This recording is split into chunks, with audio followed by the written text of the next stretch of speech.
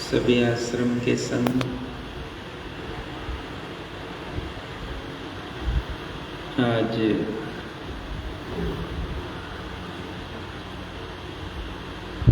दिवाली का पर्व है। ये समाज और संस्कृति और रीति रिवाज का पर्व मनुष्य के जीवन यात्रा में जो समय आता है, खुशी का समय, सबके साथ, परिवार के साथ मिलकर, साथ रहकर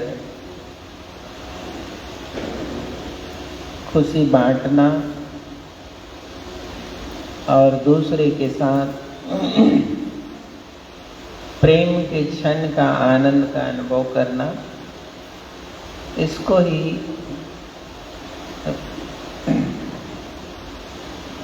पर्व कहा जाता है। इसमें कई पर्व होते हैं, तो ये दिवाली का पर्व जो है भारत के देश या भारतीय संस्कृति या भारतवासियों का सबसे बड़ा खुशी का पर्व माना जाता है। तो कोई भी पर्व होता है, उसके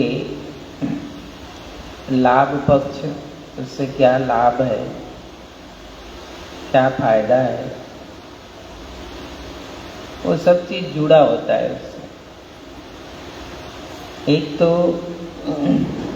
जिसको कहा जाता है व्यवहार पक्ष।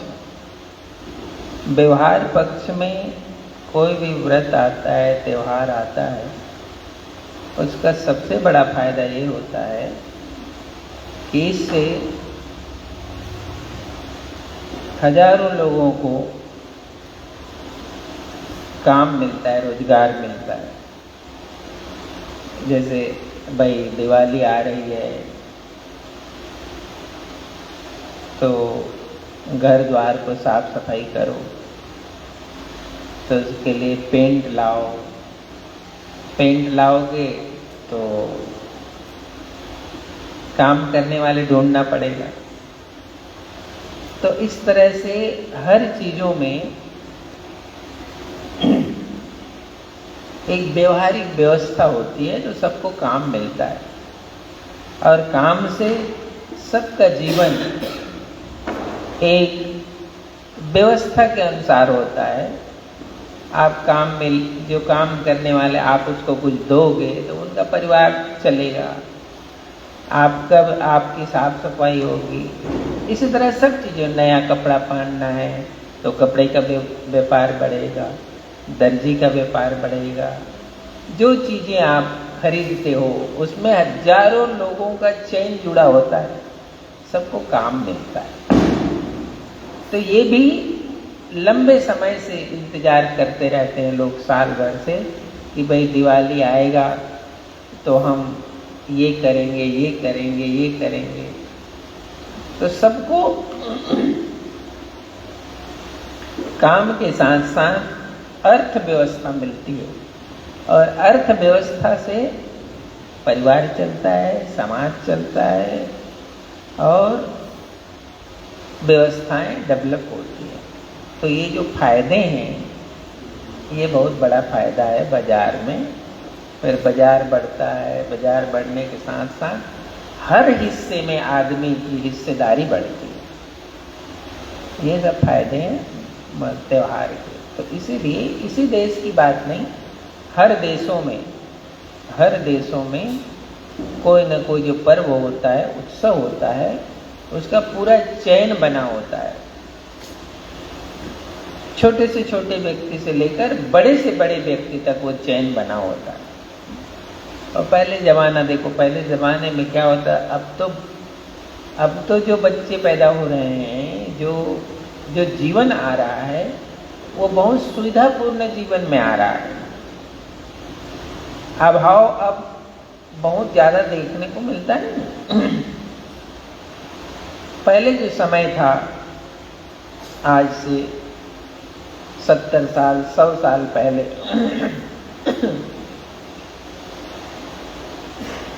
गांव देहात की बात करते हैं, और जब त्योहार आता था तभी नया कपड़ा मिलता था घर में लोगों को। नहीं तो पुराने कपड़े को चाहे वो फट गया तो सी कर पहनो,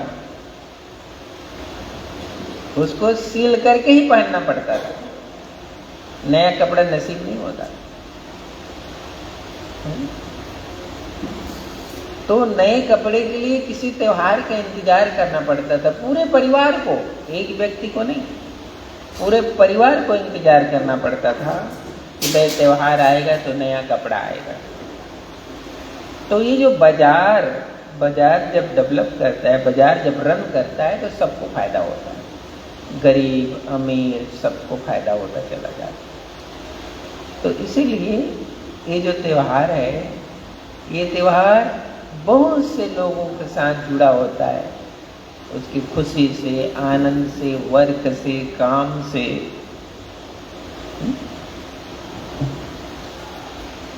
ये इसका महत्व है। दूसरा, ये किसी समाज की पहचान है।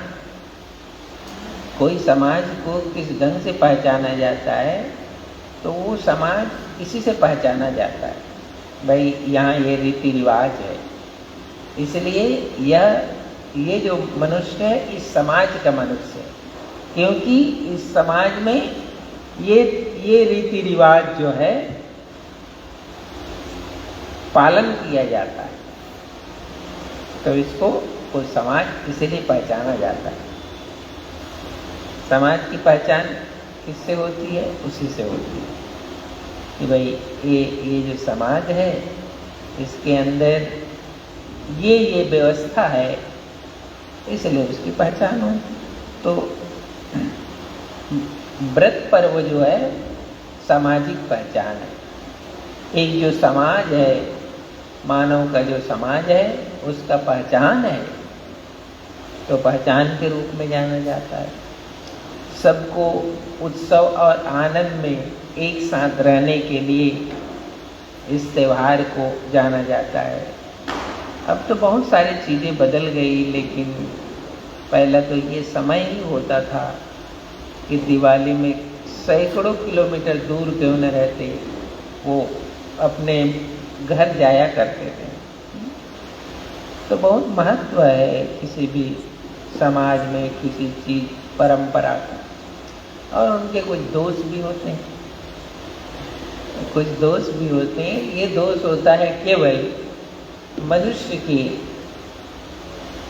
विचार में, क्योंकि मनुष्य के अंदर अच्छा और बुरा दोनों विचार चलता है।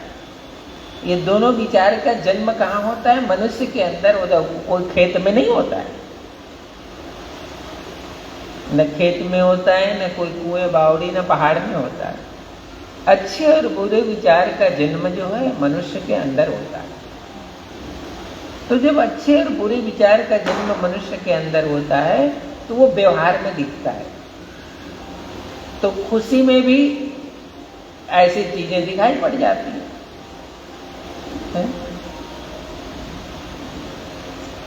तो ये जो अवसर है, इस अवसर में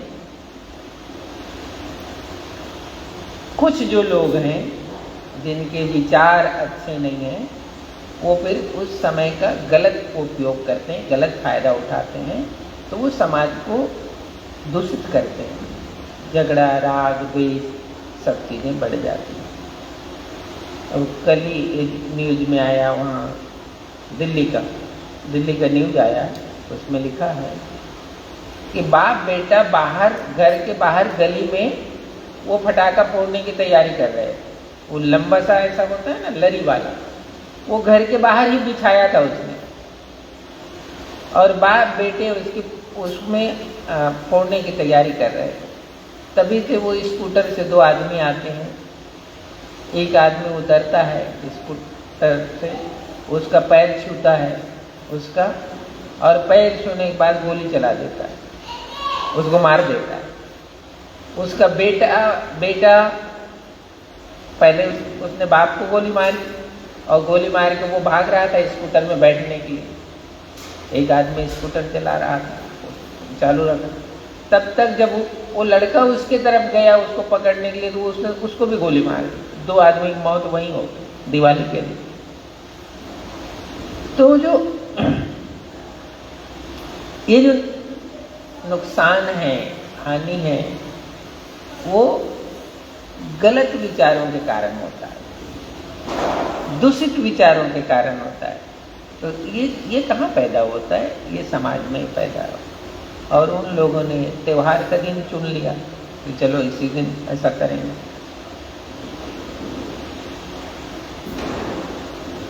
तो जो हमारा जो समाज है उसकी एक पहचान भी है, जिसको अच्छी पहचान और बुरी पहचान कहते हैं। तो अच्छी पहचान है इस परंपरा की कि बहुत से लोग जो होते हैं जीवन काल में, जीवन यात्रा में किसी से हम मिल नहीं पाते हैं, तो यह अवसर होता है कि भाई चलो ये त्यौहार में सब लोग घर आए हैं, परिवार में आए हैं, सबसे मिलजुल, तो ये मिलने का भी अवसर होता है। त्यौहार मिलने का भी अवसर होता है कि हम एक दूसरे से मिलते हैं। ऐसे तो सब अपने अपने कामों से, कोई किसी देश में चला गया, किसी प्रदेश में चला गया, किसी शहर में चला गया, तो अवसर होता है तो एक जगह आते हैं, तो पुराने से पुराने जो लोग हैं एक साथ मिलते जुलते हैं, तो मिलन का भी अवसर मिलता है त्योहारों से।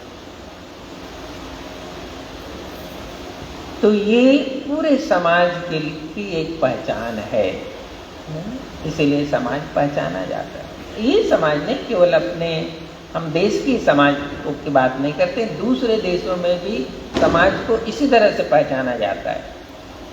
उसके रीति रिवाज, रहन सहन, उसकी मान्यता, उसका पर्व, उसका उत्सव, इसी से उसकी पहचान होती है। फिर लोग जो है सहयोग भी करते हैं।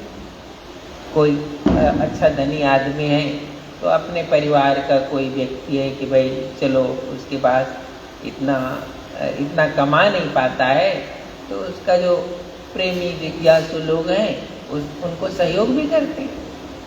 तो त्यौहार कई माध्यम लेकर आता है, सहयोग की भावना भी लेकर आता है, दान पुण्य की भावना लेकर आता है, एक दूसरे मिलन जुलन की भावना लेकर आता है, काम मिलता है।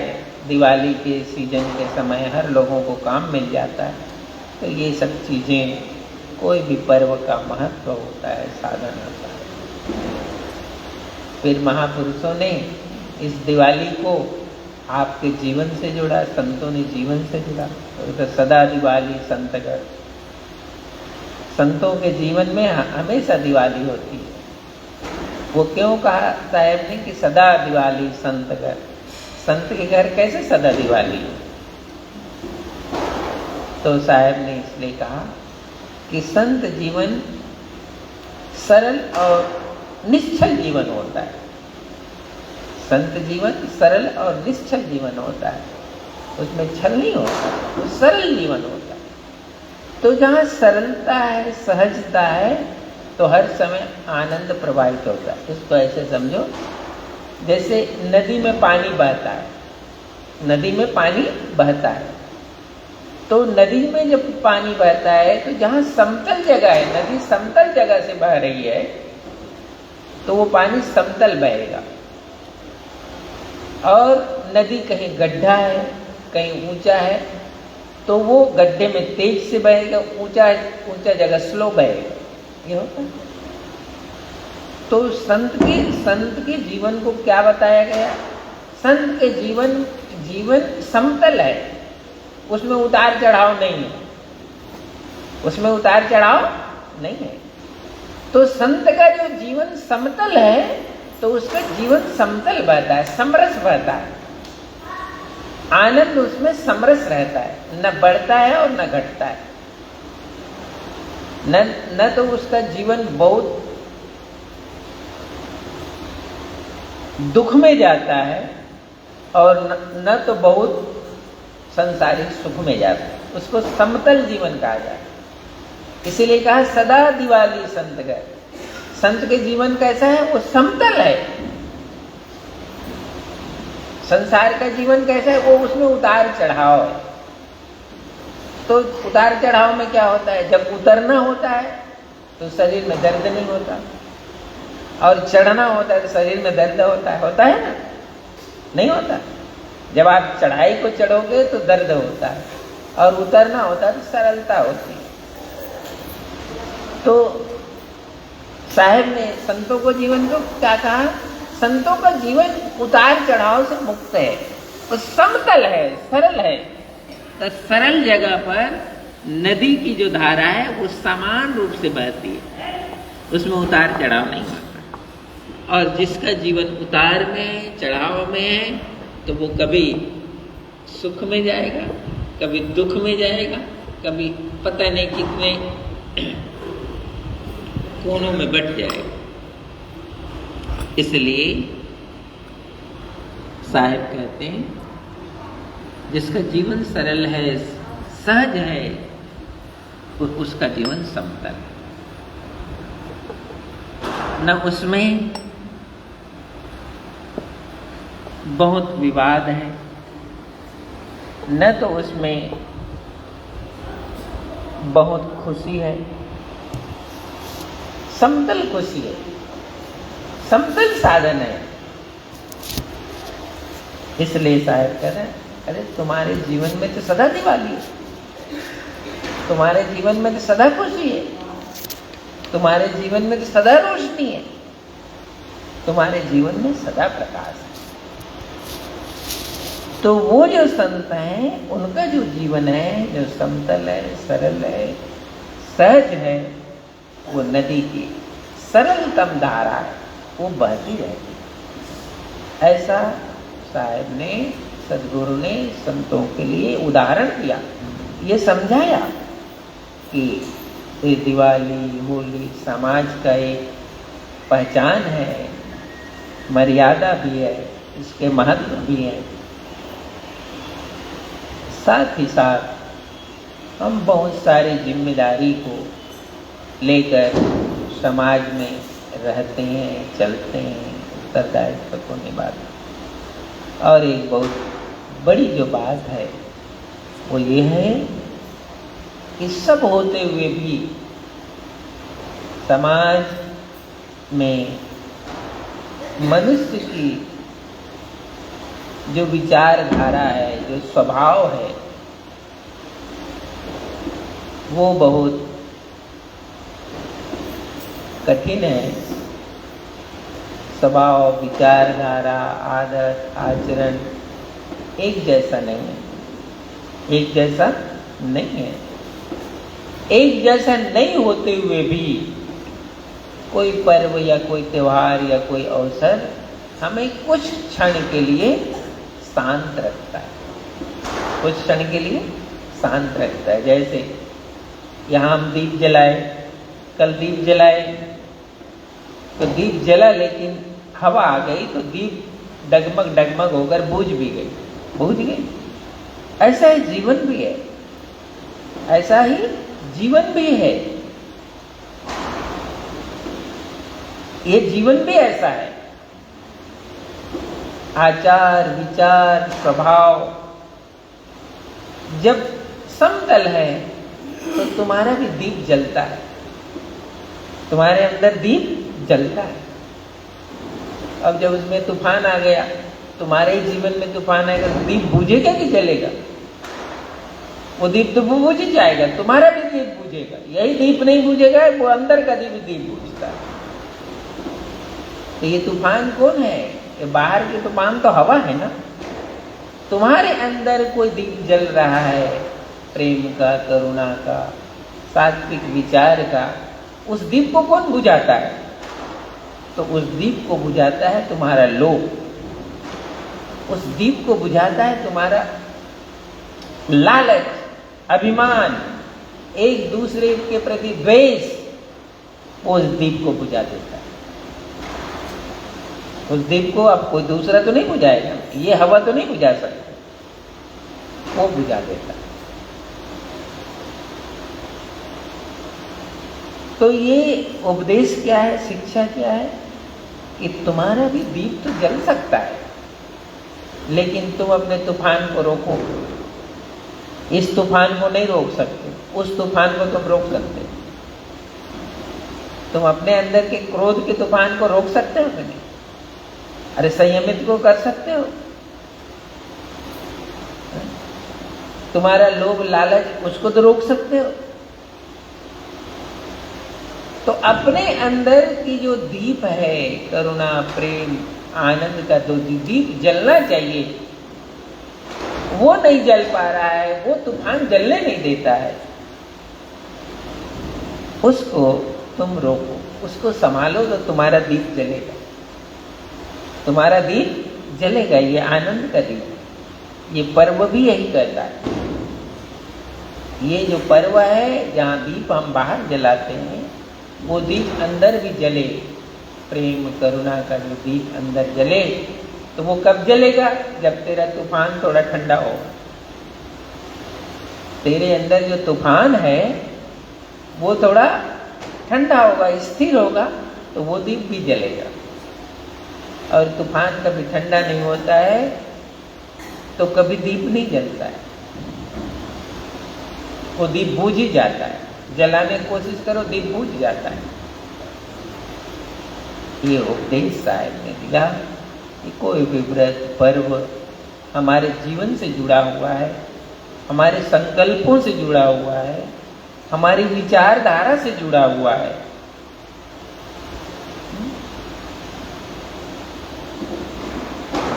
तो ये जो हमें जीवन मिला है, मनुष्य जीवन, आचार विचार रहन सहन, फिर वाणी वचन को नियंत्रित रखना, संकल्प को अच्छा रखना,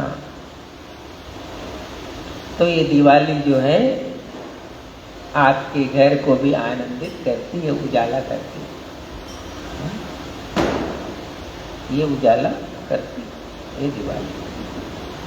तो ये हमारा जीवन तो हमारा हमेशा उत्सव से ही चलता है, उत्सव से ही चलता है, प्रेम से चलता है, करुणा से चलता है। लेकिन इसकी जब कहानी को सुनोगे, इसकी बैकग्राउंड की कहानी को सुनोगे, तो वो तूफान वाली ही कहानी है।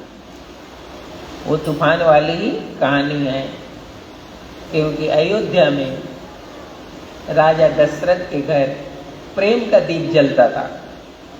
राजा दशरथ के घर प्रेम का दीप जलता था, मतलब घर अच्छा था, परिवार अच्छे थे, हैं? सब बहू बेटी रानी उनके बाल बच्चे में प्रेम था। लेकिन एक दिन तूफान आया।